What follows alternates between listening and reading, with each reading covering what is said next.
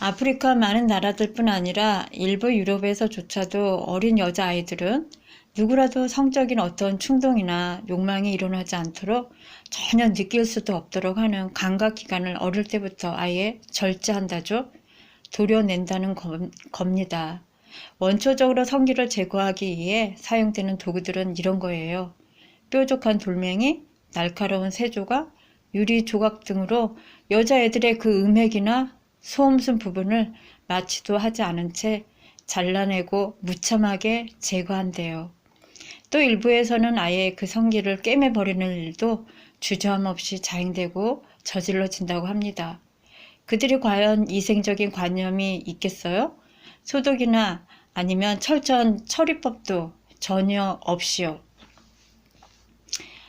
지금이야 면도날 같은 것으로 절개한다지만요. 그 면도칼 하나로도 최소 수십 명 이상 시술에 사용하기도 한대요. 너무 끔찍한 현실입니다. 이런 사실 앞에 전 세계 여자들이 여성의 100명당 1명꼴도 아니고요. 겨우 몇십 명 중 한 명꼴로 이 지경에 물려 인생을 살아간다고 합니다. 1분도 아니고요. 단 10여 초마다 여자아이들이 그런 시술을 받는다고 합니다. 당신들은 이런 말을 들었을 때 어떤 생각을 하십니까? 왜 인간들은 그토록 저질스러운 관례, 전통, 상습적인 습관을 지속적으로 이어가고 있죠? 무엇 때문에 개인의 선택이 아닌 방식으로 강제적으로 시술을 받아야 하냐고요.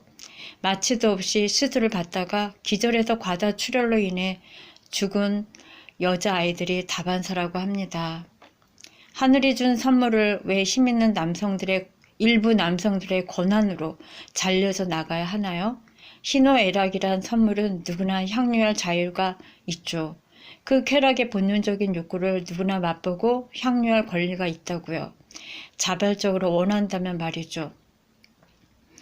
누구라도 누릴 수 있는 절대적인 쾌감을 왜 오랜 전통이란 방식으로 또는 한 사회 규범이란 틀 속에서 강제로 추행되어야 하고 폭행이 남발되어야 하죠?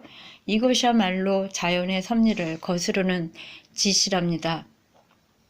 아직도 아랍 국가에서는 여자아이들의 경우 겨우 6살만 돼도 조혼을 시키는 제도가 있다죠. 자신의 손주뻘 되는 10세 미만의 여아들을 아내로 맞이하죠. 50대 남자가 아니 70대 남자가 10세도 안 된 아이를 아내로 맞이해요. 말 안 들으면 또 두들겨 패기도 하죠. 감금, 폭행은 수도 없이 많다죠. 그렇게 맞아 죽는 아이들이 더 많대요. 또 밤에 밤자리를 거부하면은 더 두들겨 맞고요. 그 아이들이 첫날 밤을 그 늙은 놈들과 성관계를 갖다가 성기가 그만 찢어져 과다출혈로 죽는 경우가 허다하다고 합니다. 과연 무엇 때문에 인간들은 그토록 잔인하고 끔찍한 짓거리들을 하는데 열을 내며 서슴없이 동조하고 쾌락을 쫓아 즐기고 있는 걸까요? 그런 악습을 버리지 못하고 지켜나가려고 할까요? 그들에게 그런 짓거리가 자신에게 도움이 안 된다면, 쾌감을 주는 일이 아니었다면 과연 그런 짓을 현재까지도 이어갈 수 있을까요? 가겠어요? 그런 짓거리를 도덕적으로, 양심적으로 타당하다고 여기지 않았다면 그런 짓을 하고도 조금도 죄의식 없이 요즘 세상에서도 버젓이 거행될 수 있는 일입니까? 제가 이 이야기를 알게 된 것은 신과 나는 이야기라는 책에서 하느님이 그런 말씀을 하셨어요. 인간들의 미개함을 두고 개탄을 하셨죠. 그래서 그 작가에게 이런 말을 했어요. 그래서 저도 관심을 갖게 됐고 인터넷을 통해서 정말 그런 경우가 존재하는지 확인을 해보았고 정말 그렇다는 걸 알게 됐습니다. 실제로 그런 사례들이 비일비재하더라고요. 아니, 아프리카나 미개한 나라들에서는 여전히 실제 상황이었어요. 아직까지도 아무리 그런 짓을 막으려 해도 이게 현실이더라고요. 안 돼요. 쉽사리 고쳐지지 않는다죠. 참 끔찍합니다. 제가 하고 싶은 말은 이거랍니다.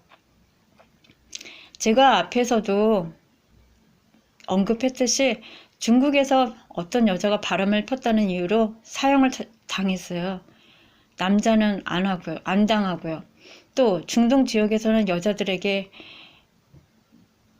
온몸을 칭칭 감고 다니게 하는 차도로 히잡을 쓰고 다니게 하잖아요. 우리나라에서도 조선시대에는 여자들이 머리에 두르고 다니는 장옷, 장의, 너울 같은 것이 있기는 했죠. 그러나 목적은 아랍 국가들과는 차이가 좀 있어요. 다르다는 뜻이죠. 이렇게 내가 어느 나라에서 태어나고 어느 사회에서 사느냐에 따라서도 옳고 그름의 판단력이 달라지잖아요. 도덕적 관념도 달라지고요. 그 국가와 사회 질서에 맞게 내가 규정되어지고 제약되기도 하고 자유롭게 풀어지기도 하죠. 그럼 과연 이런 사회 규범들이 옳고 타당하다고 할 수 있는 건가요? 정의롭다고 할 수 있느냐 이거죠. 여기서는 이래도 되고 저기에서는 이러면 안 된다. 그게 맞는 말인가요? 그런 행태를 우리가 존중해야 되고 그런 이치들이 우리가 보기에 영원하다고 할 수 있는 진리에 가까운 규범이고 질서입니까? 시간의 흐름과 어떤 정치적 유익과 계략에 의해서 한 집단의 해법에 의해서 언제든 바뀔 수 있고 달라질 수 있다는 것은 그런 것들은 인간들이 만든 법 아닙니까? 순간순간마다 자신의 유익과 이익에 따라 법 조항도 시시때때로 달라지니까요. 바뀌니까요. 그렇다면 제가 하나 묻죠. 과연 장소와 시대에 따라 이랬다 저랬다 한다면 그게 옳은 법이며 그걸 진리, 진실이라고 할 수 있나요?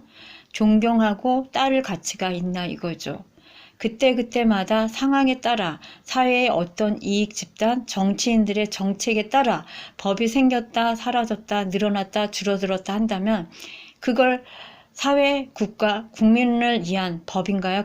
그런 것들이 누구를 위한 법이죠? 지금 우리나라의 민주노총이 하는 짓거리를 봐요. 그게 누구를 위한 그들의 행위인가요? 폭력을 그들은 왜 쓰는지 아시죠? 자신의 이익을 위해서 하는 거잖아요. 이런 체제, 이런 관례들은 영원히 앞으로 폐기되어야 합니다. 남을 강제로 억압하고 통제함으로써 자신의 집단의 이익과 편리를 조정하고 추구한다면 말이에요. 사라져야 하지 않겠어요?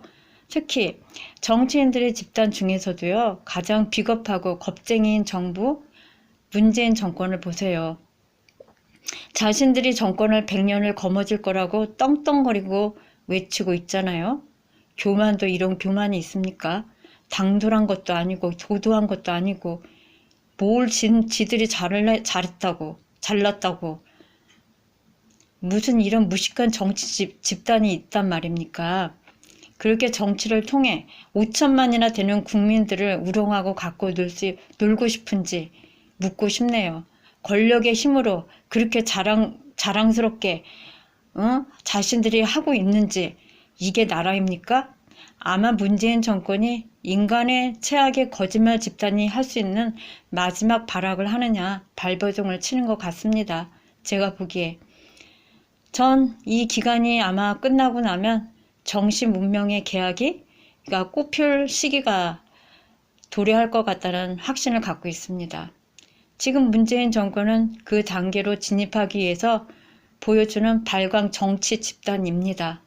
제가 보기에 우리들의 잠든 영혼, 잠든 정신세계를 쇠몽댕이로 내리쳐 깨워주는 역할을 하는 게 틀림없어 보이니까요. 앞으로 좋은 시절이 우리를 기다리고 있어요. 하늘이 원하는 사이로 진화할 시기가 도래했다는 뜻이죠. 문재인 정권은 아웃해야 되지 않겠습니까?